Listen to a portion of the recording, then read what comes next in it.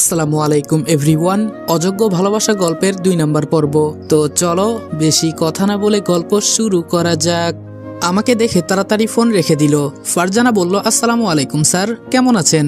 আমি গিয়ে একটা চেয়ার টেনে বসে বললাম, ওয়ালাইকুম আসসালাম, এই তো আলহামদুলিল্লাহ ভালো, তোমরা কেমন আছো? ফারজানা বলল, ভালো স্যার। আমি বললাম, মিতু তুমি কথা বলো না কেন? মিতু বলল, ভাবতেছি আপনাকে কি বলে ডাকবো। আমি বললাম, ভাইয়া বলতে পারো। মিতু বলল, আমি ভাইয়া বলে ডাকতে পারবো না। আমি বললাম, তোমার যা খুশি ইচ্ছে তাই ডাকিও। এখন বলো তুমি কোন ক্লাসে পড়ো? মিতু বলল, এই তো স্যার, এবছর মেট্রিক পরীক্ষা দিব। আমি বললাম, আচ্ছা ফারজানা তুমি? ফারজানা বলল, আমি পিএসসি পরীক্ষা দিব। আমি বললাম, তাহলে তো দুই বোন আজকে থেকে ভালো করে পড়তে হবে। মিতু বলল, স্যার এত পরে কি হবে, শেষে তো।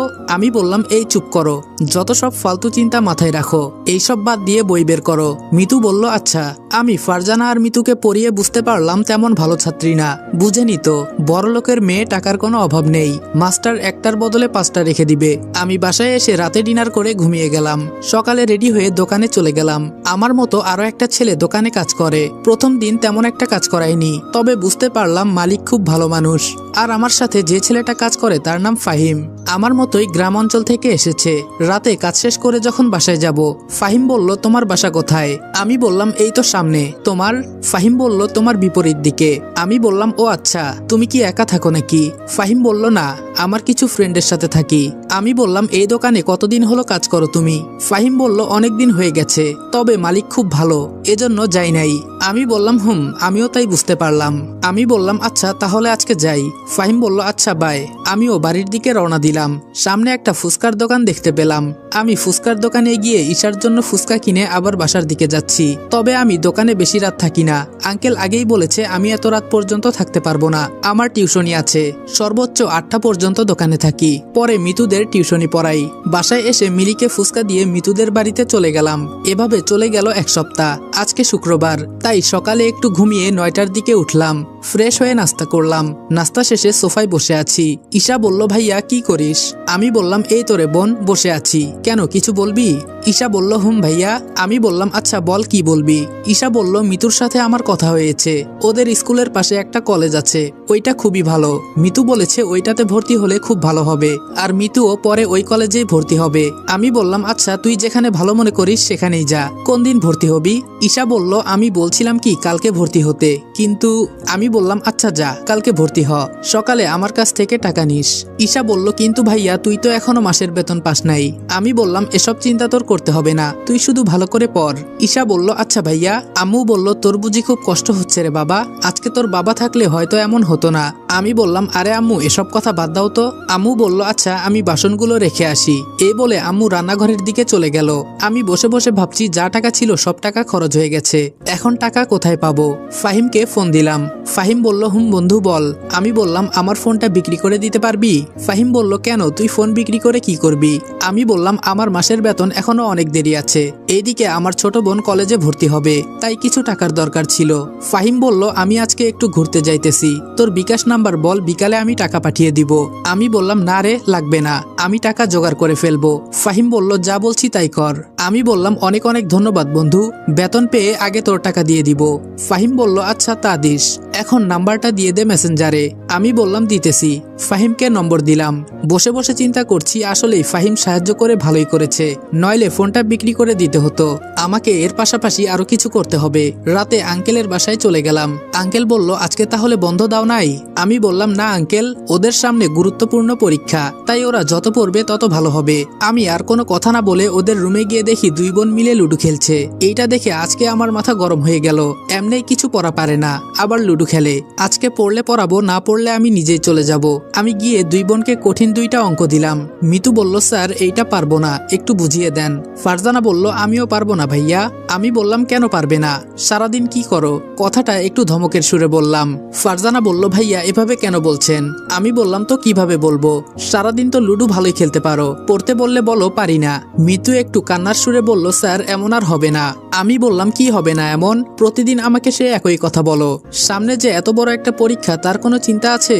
সারাদিন শুধু ফোন নিয়ে বসে থাকো, আর আমাকে দেখলে পড়ার কথা মনে হয়। এত কষ্ট করে তোমাদের মা বাবা যে পড়ায়, এই চিন্তা করো তোমরা? কি চায় না চায় তোমাদের কাছে তারা, এই চিন্তা আছে তোমাদের? তারা চায় শুধু ভালো করে পড়াশোনা পড়াশোনা করে বড় একটা চাকরি করো, এইটাই চাওয়া তোমাদের কাছে।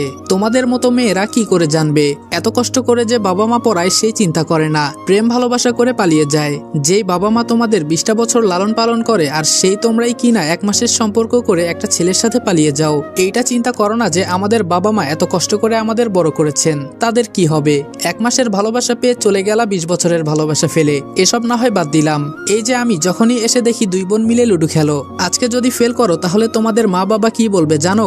বলবে মাস্টারের সব দোষ, আর বলবে ভালো করে আমি তোমাদের পড়াই নাই। আমিও চাই তোমরা পড়াশোনা করে বড় কোনো একটা চাকরি করো, তাহলে আমি এটা তো বলতে পারবো আমার এক স্টুডেন্ট অমুক চাকরি করে। যদি আজকে থেকে ভালো করে পড়াশোনা করো তাহলে পড়বে, না হলে আমি আর তোমাদের পড়াবো না, অন্য কোনো মাস্টার দিয়ে যাব। আর এভাবে কেঁদে কোনো লাভ নাই। এখন বলো পড়বা নাকি পড়বা না? ফারজানা চোখের পানি মুছে বলল, স্যার আজকে থেকে কথা দিলাম আর কোনোদিন পড়ার মাঝে অবহেলা করব না। মিতু বলল, স্যার আমিও আজকে থেকে ভালো করে পড়াশোনা করব। আমি বললাম, আমার কথায় রাগ করলে মাফ করে দিও, আমি এভাবে তোমাদের বলতে চাইনি। কি করব বলো? তোমরা যা শুরু করেছিলে এভাবে চলতে থাকলে তোমরা ফেল করতে। মিতু বলল, সরি স্যার, আর এমন হবে না। আমি পকেট থেকে 2টি চকলেট বের করে 2 বোনকে দিলাম, আসলে এগুলো ঈশার জন্য কিনেছিলাম। ফারজানা বলল, এসবের কি দরকার ভাইয়া? আমি বললাম, আমার তরফ থেকে খাও, এত টাকা আমার কাছে নেই যে তোমাদের অন্য কিছু কিনে খাওয়াবো। মিতু বলল, স্যার এইটাই অনেক বড় কিছু আমাদের জন্য। আমি বললাম, আচ্ছা আজকে তাহলে আমি যাই, তোমরা কি পড়বা নাকি আমার সাথে চলে যাবা? ফারজানা বলল, না স্যার আমরা পড়বো। আমি বললাম, আচ্ছা মনোযোগ দিয়ে পড়ো, একটা কথা মনে রাখবা, তুমি যে জিনিসের পেছনে সময় দিবা দেখবা আস্তে আস্তে সেই জিনিসে তুমি সফল হয়ে যাবা, সেই কাজটা যতই কঠিন হোক না কেন। তাই আমি বলি পড়ো, অবশ্যই একদিন বড় কিছু করতে পারবা। এই বলে চলে যাচ্ছি, বাহিরে এসে দেখি আঙ্কেল আর আন্টি দাঁড়িয়ে আছে। আঙ্কেল বলল, অনেক অনেক ধন্যবাদ তোমাকে আমাদের মেয়েদেরকে এভাবে বোঝানোর জন্য। আমি বললাম, আরে না আঙ্কেল, ওরা প্রতিদিন বসে বসে ফোন টিপে, তাই একটু টাইট দিলাম যাতে বেশি পড়াশোনা করে। আন্টি বলল, ভালো করেছো, আমাদের কথা তো একদমই শুনতে চায় না। আমি বললাম, আজকে থেকে শুনবে দেখবেন। আচ্ছা আঙ্কেল আজকে যাই। আন্টি বলল, ডিনার করে যাও আজকে বাবা। আমি বললাম, না আন্টি, আম্মু আমার জন্য অপেক্ষা করছে, আমাকে যেতে হবে। আন্টি বলল, আচ্ছা যাও। এভাবে প্রায় অনেক দিন চলে গেল। ফারজানা আর মিতুর মাঝে অনেক পরিবর্তন এসেছে, ওরা এখন শুধু পড়াশোনা নিয়ে বিজি থাকে। আর আমার ছোট বোন প্রতিদিন কলেজে যায়। মিতু এসে আমাদের বাসার কলিং বেল বাজালো। ঈশা বলল, আরে মিতু যে। মিতু বলল, চল ছাদে যামু। ঈশা বলল, আচ্ছা চল। ছাদে আসার পর মিতু বলল, এখন বল তোর কি অবস্থা? ঈশা বলল, আমার তো খুব ভালো। তোর? আর আজকাল পড়াশোনায় খুব মনোযোগ দিচ্ছিস? মিতু বলল, স্যার বলেছে পরে আমাদের অনেক বড় কিছু করতে হবে। ঈশা বলল, ভালো, কিন্তু স্যারের প্রতি এত ভক্তি কেন? মিতু বলল, তোরে বলা যায়, যদিও তোর ভাই। ঈশা বলল, তোর কথা কিছু বুঝলাম না, প্রথম থেকে বল। মিতু বলল, আসলে আমি না তোর ভাইয়ের প্রেমে পড়েছি, এত কিউট তোর ভাই, প্রথম দেখায় আমার খুব পছন্দ হয়ে গেছে। আর ওই দিন যেই কথাগুলো বলল আমি তো শুনে আরো বেশি ক্রাশ খেয়ে গেছি। এখন তোর ভাইকে আমি নিজের স্বামী মনে করি। ঈশা বলল, তুই এসব কি বলিস? আমার ভাইয়ের প্রেমে পড়ছ? মিতু বলল, হুম। আর তুই আমাকে ভাবি বলবি? ভাবি। ঈশা বলল, দেখ মিতু, আমার ভাই এসব একদম পছন্দ করে না, যদি জানতে পারে তোরে কিন্তু আর পড়াবে না। মিতু বলল, আমি জানাতে যাব কেন? তোর ভাইয়ের মন জয় করতে চেষ্টা করব, আর তুই একটু আমার বিষয়ে দেখিস। ঈশা বলল, আমি পারবো না, ভাইয়াকে এমনে আমি অনেক ভয় পাই। মিতু বলল, আমি না তোর ভাবি? ঈশা বলল, দেখ মাথা খারাপ করবি না, ভাইয়া এমনে অনেক টেনশনে থাকে। মিতু বলল, তুই না আমার বেস্টু, আমাকে সাহায্য করবি না? ঈশা বলল, আচ্ছা আমি দেখবনি। মিতু বলল, আচ্ছা শোন, আগামীকাল আমাদের স্কুলে মন্ত্রী আসবে, তুই কিন্তু আমাদের সাথে যাবি। ঈশা বলল, কে কে যাবে? মিতু বলল, আমি, ফারজানা, তুই, বাবা আর তোর ভাই। ঈশা বলল, ভাইয়াকে বলছস? মিতু বলল, না রাতে বলবো। ঈশা বলল, আচ্ছা বলে দেখিস। আমি দোকান থেকে এসে রাতে পড়াতে চলে গেলাম। আমি বললাম, তোমাদের সব পড়া হয়েছে? মিতু বলল, জি স্যার। আমি বললাম, তাহলে আজকে নতুন পড়া পড়াই। ফারজানা বলল, স্যার আপনার সাথে আমাদের কিছু কথা ছিল। আমি বললাম, হুম বলো, কি বলবা? মিতু বলল, আগামীকাল আমাদের স্কুলে মন্ত্রী আসবে, আপনাকে কিন্তু আমাদের সাথে যেতে হবে। আমি মনে মনে বললাম, জীবনে কোনো মেয়ে দেখে এত ভালো লাগে নাই, টিভিতে একবার দেখেই মন্ত্রীর উপর ক্রাশ খেয়ে গেছি, আর বাস্তবে না জানি কি হয়, আমার সাথেই কেন এমন হয়, তাও আবার একটা মন্ত্রীর উপর। সাধারণ কোনো মেয়ের উপর ক্রাশ খাইতাম তাহলে হয়তো আমার ভালোবাসা সফল হইতো। ফারজানা বলল, কি চিন্তা করেন স্যার? আঙ্কেল বলল, তোদের স্যার যাবে, তোদেরকে বলতে হবে না। আমি বললাম, আরে আঙ্কেল আপনি যে। আঙ্কেল বলল, আমিও এই কথাই বলতে আসছিলাম। আমি বললাম, কিন্তু আঙ্কেল আমাকে যে দোকানে যেতে হবে। আঙ্কেল বলল, একদিন না গেলে কিছুই হবে না, আমি বলবো নে। আমি বললাম আচ্ছা আঙ্কেল।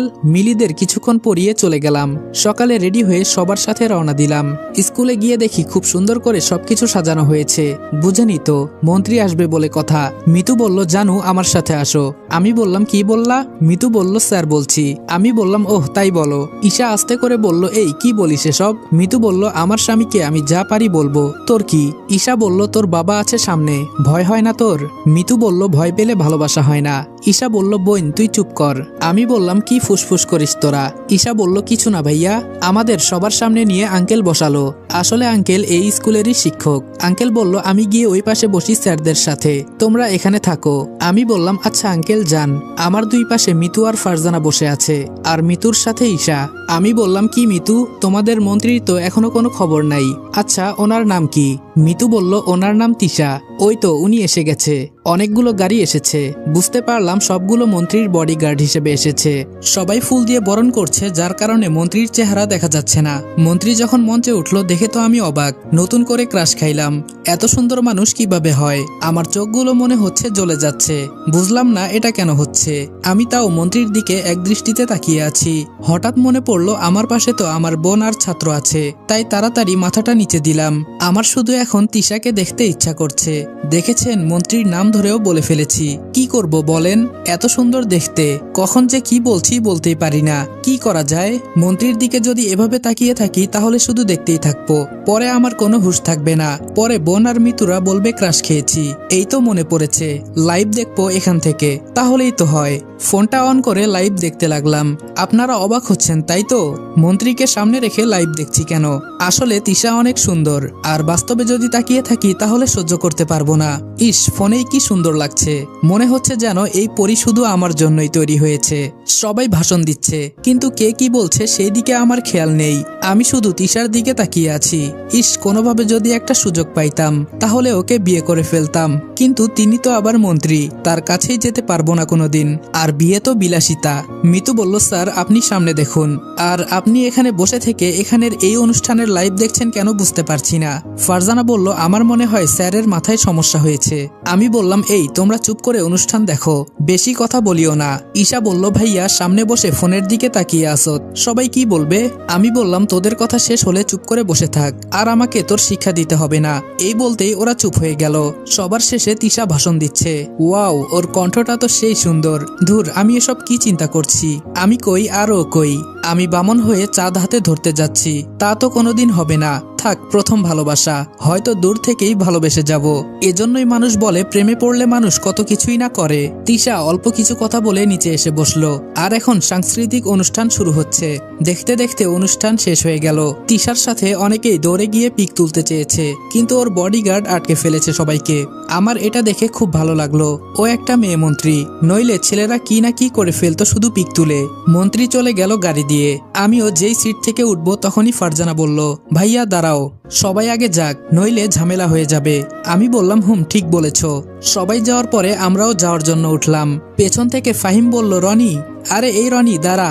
আমি বললাম আরে ফাহিম যে, তুইও এখানে আসছত? ফাহিম বলল কিন্তু তুই এখানে আইছত আমাকে বলবি না? মিতু বলল ভাইয়া উনি কে? আমি বললাম আমার ফ্রেন্ড। ঈশা তুই মিতুদের সাথে চলে যা, আমি একটু পর আসতেছি। ফারজানা বলল কেন ভাইয়া, কি করবেন? আমি বললাম এই তো ওর সাথে একটু কথা বলে আইতেছি। মিতু বলল চল সবাই।